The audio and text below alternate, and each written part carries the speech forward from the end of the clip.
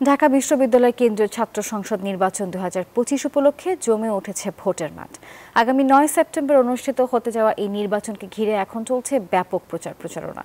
আর এদিকে Dhaka university debating সোসাইটির আয়োজনে নির্বাচিত বিতর্কের দ্বিতীয় পর্ব অনুষ্ঠিত হচ্ছে কার্জন হল প্রাঙ্গণে। নির্বাচনী বিতর্কের প্রথম ধাপ সকাল 11 থেকে শুরু হয়ে চলবে 1টা পর্যন্ত, যেখানে অংশ নেবেন গবেষণা ও প্রকাশনা সম্পাদক পদের প্রার্থীরা। আর বিকেল বেলা 3টা থেকে 5:30 পর্যন্ত চলা দ্বিতীয় ধাপে অংশ নেবেন স্বাস্থ্য ও পরিবেশ সম্পাদক পদের প্রার্থীরা। প্রতি বছর যারা ডাকসু অনুষ্ঠিত হয় এক্ষেত্রে আমরা এই মুহূর্তে আছি ঢাকা বিশ্ববিদ্যালয় কার্যহল প্রাঙ্গণে। এখানে কিন্তু কিছুক্ষণ আগে শুরু হয়েছে নির্বাচনী বিতর্ক, এবং যেটি কিন্তু আসলে যারা প্রার্থী রয়েছেন তারা তাদের প্রার্থিতার যৌক্তিকতা তুলে ধরার জন্য এই আয়োজন করা হয়।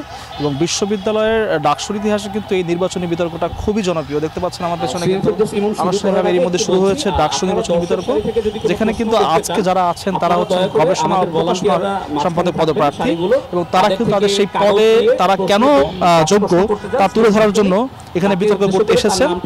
প্রথম দফায় কিন্তু তারা তাদের যে ডিবেটটি রয়েছে সেই ডিবেটে তাদের প্রার্থিতার জন্য তাদেরকে ইশতেহার তা জানাচ্ছেন, এবং পরের যে দফাটি হবে সেখানে কিন্তু আসলে কার কোন বিষয়টি যৌক্তিক তা কিন্তু খণ্ডন করা হবে।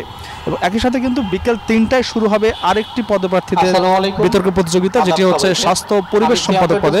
এবং বিশ্ববিদ্যালয়ে কিন্তু শিক্ষার্থীরা আসলে এই ডিবেটের মাধ্যমেই বেশ বড় একটি প্রভাব পড়ে, যে তারা বুঝতে পারেন যে কোন প্রার্থী কি ইশতেহার নিয়ে আসছেন এবং সেই ইশতেহারের প্রয়োজনীয়তা কতটুকু। যেমন স্বাস্থ্য বিষয়ে যেমন ডাউট রয়েছে বিশ্ববিদ্যালয়ের মেডিকেল সেন্টার নিয়ে, যেটাকে বলা হয় প্যারাসিটামল মেডিকেল, যেখানে কিন্তু যে কোনো সমস্যা হলেই প্যারাসিটামল দেওয়া হয়। তো সেক্ষেত্রে সেই স্বাস্থ্য বিষয়টাকে উন্নত করার জন্য আসলে কার কি উদ্যোগ থাকবে বা ডাকসুতে নির্বাচিত হলে সে কি অবদান রাখবে, এরকম ভাবে কিন্তু প্রতিটি বিষয় যে যে পদের জন্য দাঁড়াচ্ছেন তা এই ডিবেটে তুলে ধরা হয়। ঠিক সে কারণে কিন্তু ঢাকা বিশ্ববিদ্যালয়ের শিক্ষার্থীরা কিন্তু এই বিতর্ক প্রতিযোগিতায় বেশ বড়ভাবে অংশগ্রহণ করেন, এবং সবাই কিন্তু আসলে দেখতে চান তাদের প্রার্থীরা আসলে কি ইশতেহার দিচ্ছেন।